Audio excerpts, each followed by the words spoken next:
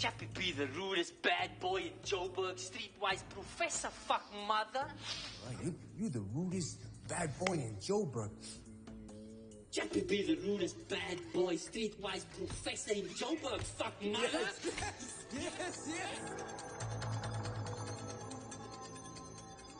When Neil first pitched the story, the artificial intelligence side of things was really interesting to me, but what really struck a chord with me personally was the fairy tale wonder of the entire story. It combines a lot of different genres. The movie is really about an artificial intelligence robot that sort of comes to life, and you're watching the battle for that robot's soul in some ways, between a criminal side and a more intellectual side. By the end of the movie, it sort of grows up into integrating all of these different sides into one organic whole. Chappie, say shoo. Shoo. Say rat. Rat. Chappie is the world's first sentient robot, and he comes into the world very much like a baby would. So it was quite an interesting challenge finding a sort of childlike archetype to work on, mixing that with, what we would call the Cape Flats gangster, and then making him, with an IQ of like 350. At the center of this movie, I'm sure a lot of people will talk about the visual effects that made Chappie possible. But I think the thing that will bring Chappie to life is Charlton's performance. And everything takes its cues from Charlton. The way the robot's eyes move, or its ears move, and certainly how its body moves, is all dictated by Charlton's performance. For me, Chappie has always been Charlton. And I was really afraid at first that you would lose that. And when the shots started coming in with Chappie as a robot, it was still Charlton. They kept everything Charlton did and then added things that just mirrored what he was already putting across. One of the reasons I wanted to do this was to work with him. He makes unpredictable choices. He's always got a sense of danger about him. There's always a sense of fun. Even if he's playing a villain, it's alive. And I love to watch him on screen. To act with him is a joy because he loves to rehearse, he loves to talk things through, he loves to get blood out of a stone. He wants every scene at the end that you've wrung everything possible out of that scene. And that's what I love about him. He's wearing the full grey suit and he's wearing a pair of shorts with a belt on. I said, dude, what's with shorts? And he said, the problem for me is as Chappie, he grows up into being a gangster and is taught the walk and everything. And when you're wearing a full skin-tight lycra suit, it makes you feel like an athlete, and everything about the gangsters all different. They've got their jeans hanging around the bottom of their ass and they're just sort of walking around. It's all their sort of movements and it's loose, and he said, I just feeling, is it costume and shoes are all really important. What I did with those pants, and you can see it in some of the scenes, is as soon as I get my pants down, at that point, then everything with a gangster comes from here. Watch, you miss it, you lose. I sit here like this. So that was my trick, basically my magic, the thing that I needed to transform, to go from grey suit man into gangster Chappie. The only thing I needed, my bro, the only thing was a belt and a pants that I could drop to this height.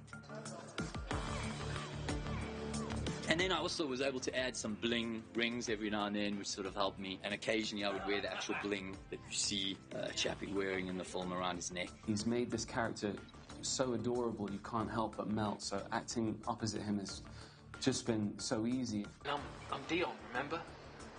Dion. Yeah, I made you.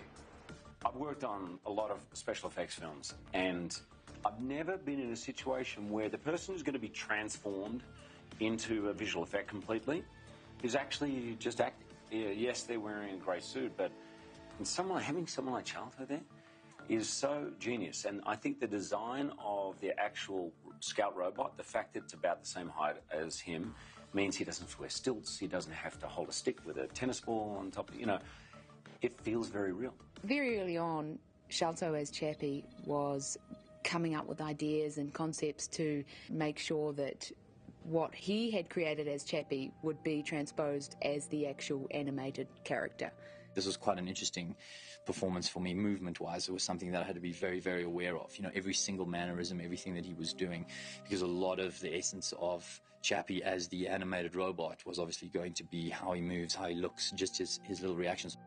He was always very interested in, what could he do best, not just for being on camera, but what could he do best to help best inform the animators that were going to later be taking over his performance. There was a lot of focus spent looking at how Charles moved and mimicking everything we could, and then just layering on top of that. He did a fantastic job using body language, gross body language, to help convey that age. I think a lot of it was in the pauses. Children will stop and think while they're kind of doing things. He stumbled around, he kind of tripped, he made mistakes, everything wasn't perfect. The chest plate and the other practical suit that Charlton wore really helps give the actor an idea of what his range of motion is, if he can move, how far he can move things, or how he can fold his arms or do other things. It was also important because any of the interaction with any of the other actors, having them go and touch Charlton when he's wearing the skin-tight suit versus having this apparatus on him, allowed the interactions to be much more accurate. We start out making him look like where he comes from. He's a police droid. But then over time he gets these mannerisms, and he gets bling, and he gets spray paint and graffiti, and he gets all of that added to him. Chappie goes through so many stages of development in the film. We've broken it down into cores and panels. So there's 3 Chappie skeletons, and then there's 8 sets of panels representing each stage. So the complication with that is that everything that we do in these moments where we're shooting the physical dummy, the physical Chappie, relates back to the VFX character and the continuity that they have to follow. Chappie as a robot wasn't designed to be a walking, talking, sentient being. He was designed to be a police scout, a robot that was there to maintain peace and discipline within the city. So a lot of his design features aren't specifically related to how he would emote. To be honest, when I first saw some of the designs of Chappie, that was one of my biggest concerns, was how are we going to pull off the emotions that this character is going to have to do throughout the movie. You want to maintain the design, you don't want to overdress it with things. So the ears, and yeah, they look mostly like ears, but they're very articulate, and you know, when you look at like a pet or something, the ears can tell a lot. Then we had 2 face bars, one on the upper brow and one on the bottom brow. And then I guess the third thing was just actual head orientation. You know, he could cock his head slightly or twitch it. And then in a couple of very limited cases, we actually adjusted the icons on his eyes as well, just for sort of comedic or really driving something home in a shot. It's Chappie in life. Lots of people will try to tell you what you can't do.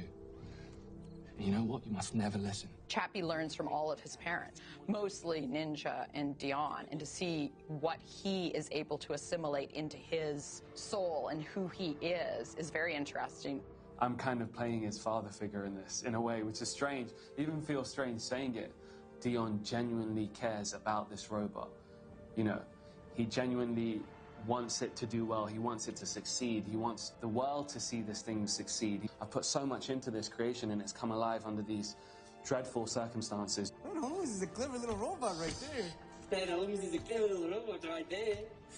Oh, hey, this motherfucker talks ghetto, huh? This fuck mother talks ghetto, huh? And then that moment of like, hey, this thing wants to be like us. Let's let it be like us then. Yankee's like, oh yeah, we're gonna take him under our wing.